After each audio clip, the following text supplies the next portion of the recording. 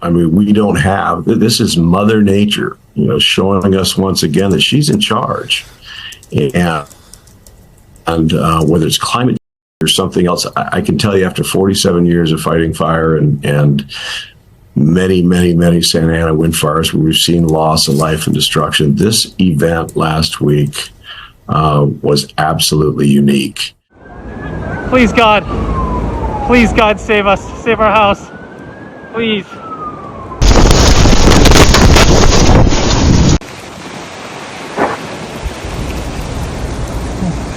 Bye.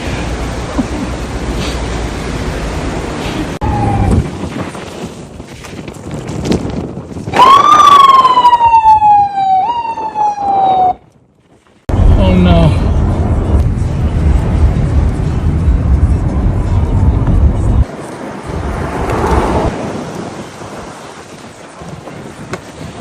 No.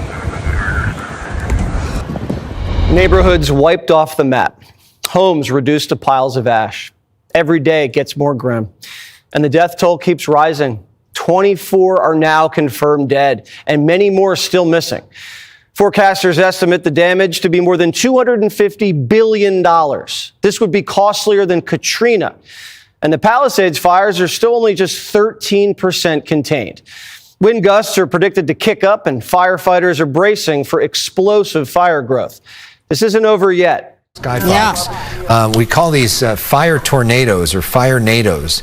As we talk about a fire creates its own weather pattern, and what you're looking at right there is the swirling winds. Authorities in Los Angeles are warning more destructive winds could lead to explosive fire growth, prompting further red flag warnings across the city. Severe winds of up to 115 kilometres an hour are whipping through Southern California, putting residents again on alert for high fire danger. That have devastated entire sections of Los Angeles, with those Santa Ana winds ramping back up overnight and due to peak today. 13 million people under red flag warnings. The National Weather Service calling the conditions about as bad as it gets. As investigators search the area looking for a cause, multiple law enforcement sources tell NBC News that an early focus is a possible human cause of the fire, though no conclusions have been reached. A week after the firestorms exploded. And people are waking up. These things have consequences. You call it a religion, it's actually more like a destructive, nihilistic cult. And we're talking about water. We read from time to time California has droughts, so they say cut down on your water use. Fact of the matter is 10% of the annual average rainfall in California goes for commercial and residential uses, 40% for farming, 50% gets flushed out into the Pacific Ocean for nonsense like the smelt. That is just absolutely massive self-destruction. And we've seen the consequences of it, and consequences do have consequences. There's going to be a change in California, finally, after years of idiocy. Give us the latest there as the status of these fires that are still raging there in Southern California. Yeah, the fires, are roughly, Palisades, I believe, is about 24,000 acres, and Eaton's holding at about 14,000 plus. There has not been significant growth in the last day, but per your report, certainly a lot of hot spots, and probably our biggest fear is that the winds have resurfaced. They're blowing very hard in Ventura, LA, Orange, and Riverside County. So, man, we're one ignition away from another disaster, sadly. This is too big of a disaster to cover up. Here's a Free Press reporter who just got inside the bone-dry Palisades Reservoir. Watch this.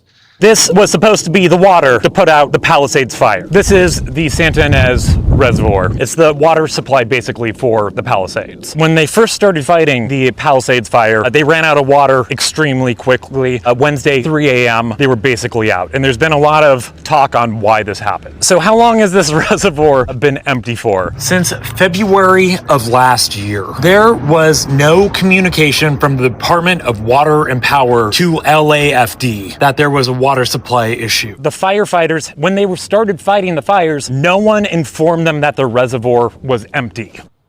What's worse, misinformation or mismanagement? But the ladies of The View say it's racist to report on what the governor's doing. Who I don't applaud is someone like Jesse Waters on Fox News. This is what he said. He blamed LA fires on diversity. He said that California's woke politics and DEI are the reasons for the fires because Newsom has been tearing down dams because Native Americans, but he called them Indians, wanted some of the river back so they could catch salmon. And Gavin didn't just knock down one dam for the Indians, he knocked them all down. He knocked down 4 of the dams. I'm sorry, this is stolen land, first of all, okay? California is stolen land. Second of all, that's part of what always happens. These dams, there's preservation of the dam. So that was just complete, not only misinformation, but it was racist. DEI didn't cause the fire, but it distracted the state from preparing to fight it. The LA water chief, Janice Quiones, who makes $750,000 a year, says her #1 priority wasn't water. You call it powered by equity, and I know that it's been really important for the DWP to put an equity lens on everything. Yes. Yeah, and that's the #1 thing that attracted me to this role. It's important to me that everything we do, it's with an equity lens and social justice and making sure that we right the wrongs that we've done in the past from an infrastructure perspective and that we involve the community in that process. And this utility is serious about it, is authentic about it. And so I'm just super excited to be part of that movement. But quite frankly, again, this was Mother Nature having her way, showing us once again. And when people are asking me, should we expect this again? I tell them yes, because every time we've had a 100-year fire, it's not a few years later before we have another 100-year fire. So I think this is an indicator that we can expect the same again in the future, sadly. Biden wrote a blank check and left on his legacy tour. No one knows where the VP is. Kamala's home state's California. She lives in LA. They say she could be the next governor. It's like she disappeared. Police just caught 2 sketchy men casing Kamala's house in Brentwood after someone called 911. Here's the latest on what caused the fire. Nothing definitive yet, but the Washington Post says the Palisades blaze may have originally started from fireworks on New Year's Eve. Firefighters put it out, and it may have reignited days later. Other reports say downed power lines might have sparked the inferno, and arson hasn't been ruled out. The governor says he can't get a straight answer out of anybody. I want to get the answers. And I'll be candid with you, I wasn't getting straight answers. Yeah. I watched the press conference. I met with some of those leaders. We had my team start talking to local leaders, saying what's going on. Our state. And you weren't getting straight answers from I was getting different answers. When you start getting different answers, then I'm not getting the actual story. The governor doesn't have a strong grasp of what's happening and keeps passing the buck to the locals. But he's out in front of the cameras every day. We're dealing with a myriad of issues. I was just talking to Josh Green, the governor down in Hawaii, who had some ideas around some land use concerns he has around speculators coming in.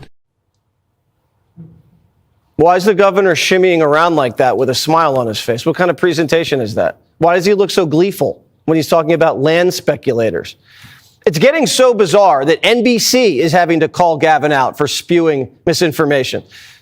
I don't know what he's referring to when he talks about the Delta smelt and reservoirs. The reservoirs are completely full, the state reservoirs here in Southern California. That mis and disinformation, I don't think advantages or aids any of us. We do know, though, from reporting here locally that one reservoir that serves the Palisades was not full. And that's exactly what triggered my desire to get the investigation, to understand what was happening with that local reservoir. That was not a state system reservoir, which the president-elect was referring to as it relates to the Delta and somehow connecting the Delta smelt to this fire, which is inexcusable because it's inaccurate, also incomprehensible to anyone that understands water policy in the state.